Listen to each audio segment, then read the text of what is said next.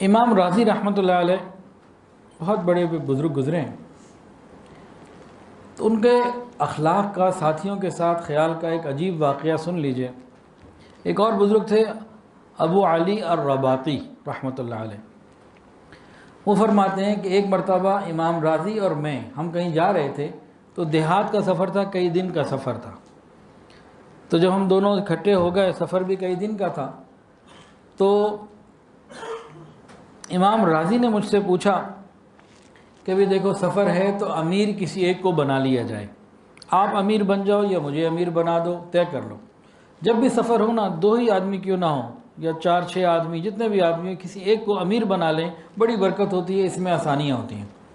اور یہ تبلیغی جماعت والے جو سفر کرتے ہیں امیر ضرور کسی کو طے کر دیتے ہیں، یہ سنت انہوں نے باقی رکھی ہوئی ہے، ہمیں بھی چاہیے اس پر ہم سب لوگ عمل کریں۔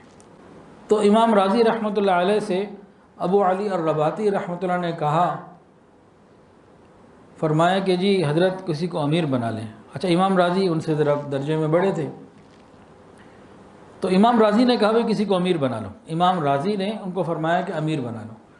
کہا حضرت آپ ہی امیر ہیں، بس میں امیر کیسے ہو سکتا ہوں، آپ ہی امیر ہیں، بس آپ طے ہو گئے۔ تو امام راضی نے کہا وعلیک الطاعہ، اچھا دیکھو تم نے مجھے امیر بنا لیا، تم مامور بن گئے، اب تمہارے اوپر میری بات ماننا واجب ہے، ضروری ہے۔ جی جی امیر کی بات میں مانوں گا، جو حکم ہوگا، جو خدمت کہیں گے میں کروں گا۔ امام راضی نے ایک قول پورا کرا لیا، پکا کرا لیا۔ اس کے بعد جتنا سامان تھا خود اٹھا کے اپنے کمر پہ ڈال دیا، چلو بھیا اب ساتھی کے پاس کچھ نہیں، خود وزن اٹھایا ہوا اور چل رہے۔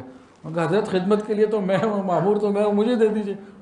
ابھی تم نے کہا نہیں تھا کہ امیر میں ہوں، تمہارے اوپر ماننا واجب ہے، وعلیک الطاعہ، مان کے رہو، چلو۔ اب سفر چلتا رہا، کئی دن گزر گئے، اب سامان یہ اٹھائیں، اب وہ اندر شرمندہ ہوں کہ یا اللہ یہ کیسا امیر آ گیا، میں مامور کیسا کہ خدمت مجھے نہیں کرنی پڑی۔ کہتے ہیں ایک دن تو یہ ہوا کہ بارش ہو گئی، رات کا وقت تھا اور بارش شروع ہو گئی۔ انہوں نے مجھے کہا ادھر آؤ، بٹھا لیا، اور ایک کوئی چیز تھی جس سے وہ بچا سکتے تھے، چادر یا کوئی ایسا کپڑا، کوئی چمڑا تھا، کچھ تھا جس سے وہ مجھے بارش سے بچا سکتے تھے۔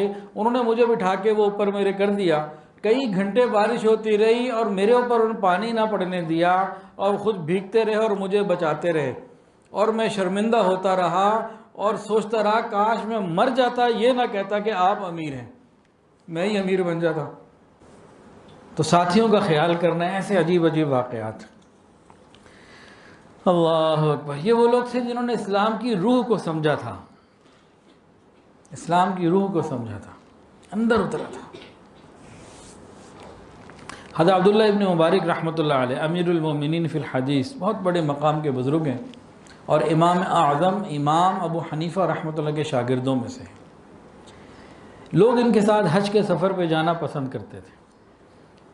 ایک سال یہ غالباً جہاد پہ جاتے اور ایک سال حج پہ جاتے، غالباً ایسی ترتیب بنائی ہوئی تھی۔ بہرحال جب حج کا سفر ہوتا ساتھیوں کو لے لیتے، اب بھائی امیر طے کرو، بھائی کون؟ حضرت آپ ہی امیر ہیں، آپ سے بڑا کون ہے، آپ سے دین سیکھیں گے، آپ کی صحبت ملے گی، آپ کے ارشادات سنیں گے، حج سیکھیں گے، امیر آپ ہیں۔ چلو بھائی ٹھیک ہے، بھائی امیر ہوں، چل پڑے۔ بھائی تمہارے پاس کتنے پیسے جمع ہیں سفر کے لیے؟ وہ سب سے ان کی پوٹلیاں لے لیتے، اس پہ نام لکھ لیتے، بھئی یہ فلاں کا، اور چلو جی اب جناب سفر میں خرچہ شروع ہو رہا ہے، کھانا پینا، اور چلتے چلتے سفر ہو گیا، حج ہو گیا۔ واپسی کا وقت، جب واپسی کے لیے چلتے نا، جب واپسی کا سفر شروع ہونے لگتا اور اپنے وطن کی طرف سفر شروع ہوتا، اس وقت سب کو بلا لیتے، ہاں بھئی یہ تمہاری تھیلی تھی اسی طرح بند پڑی ہے، یہ تم لے لو، تمہاری تھی یہ تم لے لو، تمہاری تھی تم لے لو، سب کو ساری اسی طرح سیل پیک واپس دیتے تھے جیسی جمع کی تھی خرچے کے لیے، اور سارا خرچہ سب کا خود اٹھاتے تھے۔